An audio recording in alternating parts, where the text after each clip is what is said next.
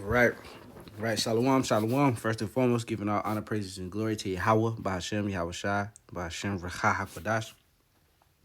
Though honors to the apostles and the elders, great millstone who were well. Peace, love, salutations, blessings to the Lord's elect. All right, this is Brother Shai, part of Men of Valor, South Carolina. This is going to be, I'm not going to make it too long. It might go a little bit over 10 minutes. It's all through the spirit, whatever the spirit permits. But this is going to be about who the Sabeans are. In the book of Joel 3. Now, when you read the book of Joel 3, which is a great chapter, about World War 3, the Valley of Yehoshaphat, aka, it's called the Valley of Jehoshaphat in the Bible, but the actual pronunciation of it is a Hebrew word, Yehoshaphat. Shaphat is judgment, and Yahweh's judgment. So it's righteous Yahweh's. It's like Yahweh's judgment, Yahweh's righteous judgment, or Yahweh's judgment. Valley of decision. Okay, but yeah. So without further ado, I'm gonna go into the book of Joel 3. Who are the Carmanians? Okay.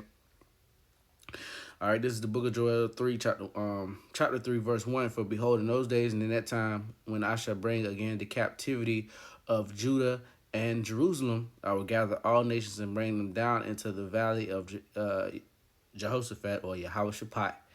And I will plead with them there for my people and for my heritage Israel, whom they have scattered among the nations and parted my land. Now, this is a future prophecy, okay? And, we are, we're currently in captivity, okay? And when it says Judah and Jerusalem, it's talking about the northern and the southern kingdoms, okay? The head of the southern kingdom being Judah, and when it says Jerusalem is usually, Israel or Ephraim, okay, which is the head of the northern tribes. So when it says Judah and Jerusalem, or Judah and Israel, Judah and Ephraim, it's talking about the northern and the southern tribes collectively, all right? Because Judah and Ephraim being the heads of those respective tribes, perspective tribes, like you. All right? So, verse 2, and I will also gather all nations and bring them down into the valley of Yehoshaphat, and I will plead with them there for my people and for my heritage Israel, whom they have scattered among the nations and parted my land. So Yahweh, Ba'ashem Yahushua, is right now is playing chess, okay, and moving these chess pieces into play, because it's about that time, and World War III is kicking up, okay? And there's also a certain set of judgment and destruction that's slated directly for the Middle East. Okay, you got the four angels holding the winds back. Okay, and in the valley of Yehoshaphat, okay, or the valley of Jehoshaphat is basically the Persian is going to be in the Persian Gulf. That's around the Persian Gulf. That's where the heart of so-called Jehoshaphat, or where Armageddon is going to start off, man. Okay. Which are Harmageddon, Harma, okay, is mount or mountain, Gad, which is troops, and then the Yum makes it plural, so mountain of troops, okay, or Harmageddon, or Armageddon, all right. So verse 3, and they have cast lots for my people and have given a boy for an harlot and sold a girl for wine that they may drink.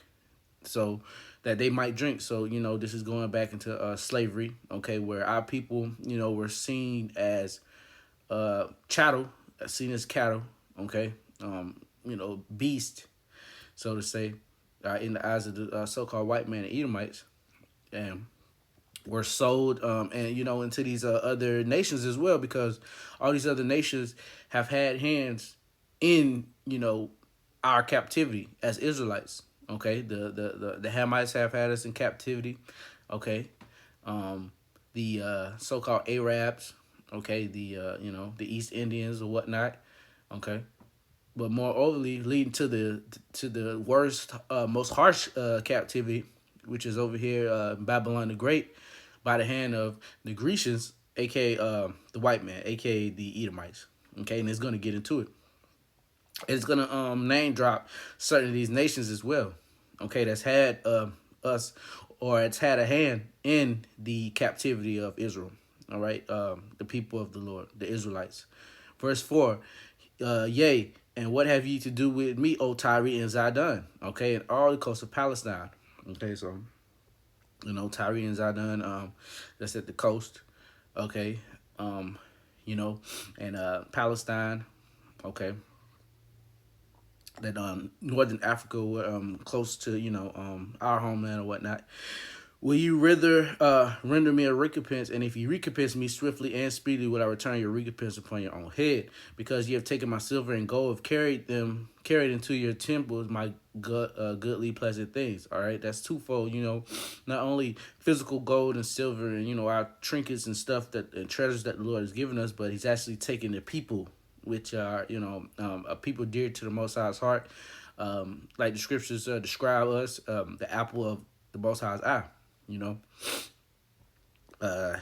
Verse 6, the children also of Judah and the children of Jerusalem have ye sold unto the Grecians, that ye may remove them far from their border. Okay, now the original Grecians, okay, really goes back to the Japhetic people. Okay, which that's another lesson for another day. But Japhet, ruled that land, known as Greece. All that northern part, the land of the Medes.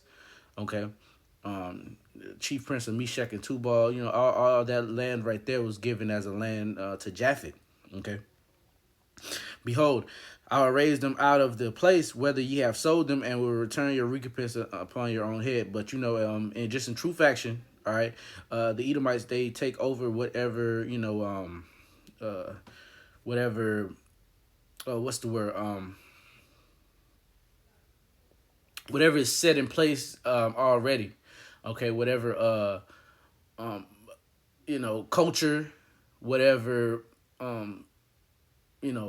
lifestyle. I can't find the word, but he'll take over a whole nation and just adopt their customs pretty much, and pretty much weed out what they want, what they don't want, and keep what they want.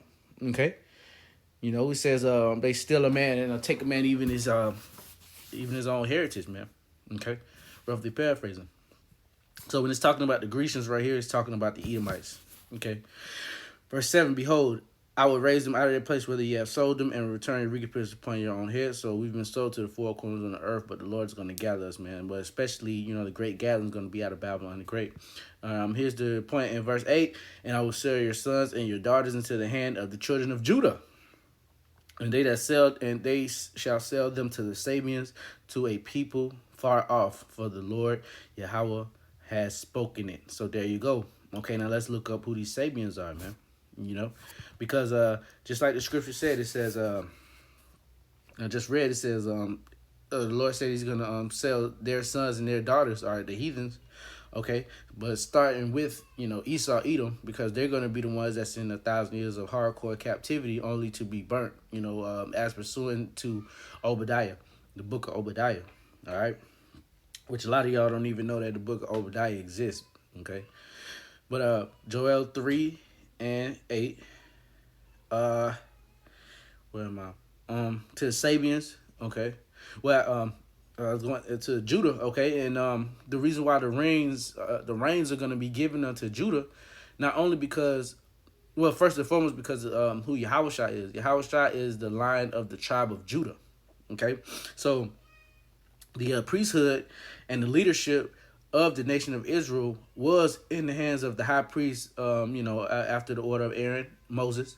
Okay, but now we are in the priesthood after the order of Melchizedek, which we know who Melchizedek is. Okay, well, Yahushua. So that's where we're in right now. Okay. So that and it says that the government shall be on his shoulders, as pursuing. I think it's a Genesis the 51st chapter. Okay, so Judah was giving the rulership, as the head tribe. Okay, starting with Yahushua, which Yahushua is a Judite, right, from the line of David, like the scriptures say. Okay, but of Judah. So the reins and the heads of this upcoming slave trade in the kingdom of heaven. Because yes, slaves are going to be in the kingdom. Okay, the kingdom's going to be rebuilt. It's going to be captivity. It's going to be the Israelites on top and all the other nations at the bottom, man. So, I mean, it is what it is, you know. And this is what the scriptures say. But to read on about who the Sabeans are, all right, of Judah, and they shall sell them to the Sabeans, to a people afar off. Okay, so let's look up this word Sabian. Okay, it's Shabawi, you know, and said Sabian means drunkard or he who is coming, the people of the nation of Sheba. Okay, now let's read. Let's keep going. Okay, now here's the Jacinius Hebrew Chaldee lexicon. Sabians, a nation, okay, and region of Arabia Felix, rich in frankincense, spices, gold, and gems.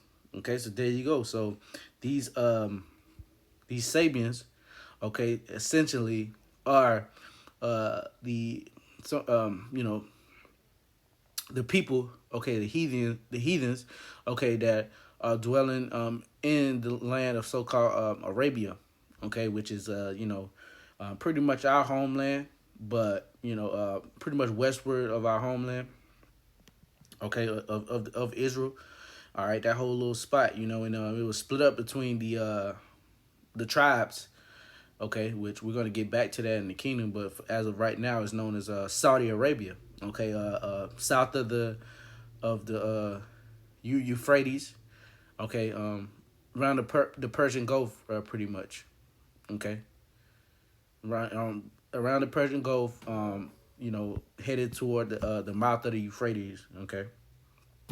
So that's who the Sabians are, so-called Arabians, okay, which we know them as um, they would be Elamites, because the Ishmaelites are the so-called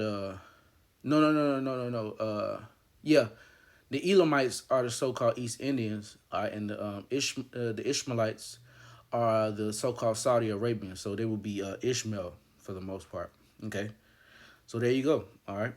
So yes, slavery is in the Bible, and there's actually going to be a hierarchy, all right, and a system. All right, just as y'all had y'all system of slavery, we're gonna have our system of slavery as well. Isaiah 14:1, for the Lord will have mercy on Jacob, and will yet choose Israel, set them in their own land, and the stranger shall be joined with them, and they shall cleave to the house of Jacob. Okay, and the people shall take them and bring them to their place, and the house of Israel shall possess them in the land of the Lord Yahweh for servants and handmaids. They shall take them captives, whose captives they were, and they shall rule over their oppressors. So, like I said earlier, every single nation had a hand in our captivity. Okay, so in likewise manner, Yahweh Bashim Yahushua is going to have every nation, okay, under Yahushua's feet, which us being joint heirs to Yahushua in the kingdom, okay, they're going to be under our feet too, man, So, and it's gonna be Yahushua, King David, the rest of the 12, and then the hierarchy of the 144, the rest of the 144,000 on down under that. Well, it would not be a part of that. Okay, so yeah, you know, so I just wanted to read that part right there of Isaiah 14. So it's gonna be slavery, and the Lord's gonna recompense His people by having all of the nations that had us in slavery. Okay, putting them in slavery, man. Hey, praise be Yahweh Bashem Yahushua Bashem Rukakodash. All praises, honor, and glory to Yahweh Bashem Yahushua. All right. Let's go to the book of Revelation, chapter 2. All right. And hey, Yahushua even said something about how the nations are gonna be ruled in the kingdom of heaven. Revelation 2 and verse 26. I'm gonna start at 25. But that which ye have already, hold fast till I come. Hold tightly till he comes, man. There's wisdom, knowledge, and understanding. And he that overcometh and keepeth my works unto the end, to him will I give power over the nations. Okay, aka rulership. Okay, and he shall rule them with a rod of iron. Okay, when you have a rod of iron, that iron represents hardness, man. So hey, it's gonna be stern whippings, ass whippings all around in the kingdom, man. Beating our law, statutes, and commandments those first 1,000 years until the nations just as they did to us, man. But this is in righteousness, okay? And he shall rule them with a rod of iron, as the vessels of a potter shall they be broken to shivers, even as I received of my father. Okay, there you go. So just as Yahweh Shai has been getting given, all those crowns heaped upon his head, representing taking down all of these kingdoms, these so-called kingdoms, these queendoms. Okay, hey, we're gonna get a part of that as being joint heirs with Yahweh Shai in the kingdom, man. So we got a couple more. This is the book of Revelation, chapter 5, and verse 5. And this is just to prove Yahweh Shai is the Lion of the tribe of Judah, man. And one of the elders said unto me, weep not. Behold, the Lion of the tribe of Judah, the root of David, hath prevailed to open the book and to loose the seven seals thereof. So this is one of his titles. Even he's being even called this on the right hand of Yahweh. Okay, one of his titles, man. The Lion of the tribe of Judah, the root of David. Okay, the head of the tribe of Judah, the root of David. You know, one of his many nicknames, man. But his name is Yahweh Shai. Okay, we call him Lord of Lord, King of Kings. You know, but his actual true name is Yahweh Shai. And this is just I'm gonna leave it with this one, man. This is that stab to the jugular right here, man. Revelation 13 and 9. If any man have an ear, let him hear. He that leadeth into captivity shall go into captivity. He that killeth with the sword must be killed with the sword. Here is the patience and the faith of the saints. And this is our faith and our patience that Yahweh Shem Yahushua is going to redeem us. He did not forsake us. And all of the nations, just as he promised, that had us in captivity will be in captivity under us, man. All right, starting with Yahushua, King David, the rest of the 12, and the 144,000 on down. The rest of the 144,000 on down. Okay. Which includes the 1/3 remnant. Okay. It's a hierarchy. It's a Salakia. Okay, but the mains are the the 144,000, all men. So that's it. Lord Williams edifying, giving our honor, praises, and glory to Yahweh Bashem, Yahweh Shah, Bashem Rakah Wadash. Double honors to the apostles and the elders of Great Millstone. Peace, love, salutations, blessings to the elect. Shalom.